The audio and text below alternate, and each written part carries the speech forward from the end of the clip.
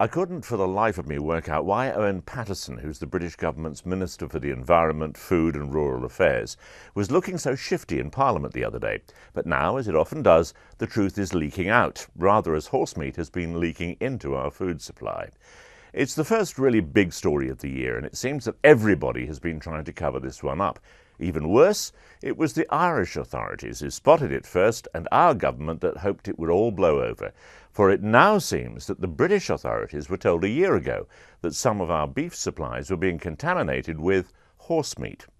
Some of the supermarkets also had their suspicions. In fact, everybody seems to have known about it except me and the average consumer. Supermarkets have been selling packaged beef meals for reheating in the home that were not what the labelling stated. If you were buying lasagna, you were actually getting a mixture of beef and horsemeat, a less than magical combination, and one that the French might find acceptable, but culturally we find difficult to swallow. That's the issue.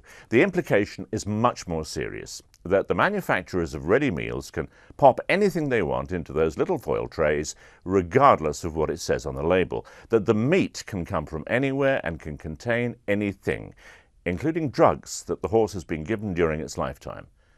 The government minister tried to claim that this nightmare was for the food industry to explain and nothing to do with the government. He also managed to blame Britons on low incomes for buying cheap food in the first place.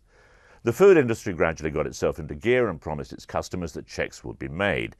Now, even though it's currently estimated that only 1% of beef products in the UK have been contaminated by horsemeat, the uncertainty has sent British housewives storming out of their supermarkets and back on Main Street, looking for the old-fashioned, beaming, red-faced British butcher, one who would know where his meat had come from, because he always dealt with the farmer personally.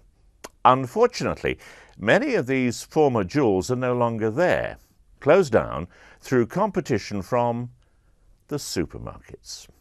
This is Simon Bates for CBS News in London.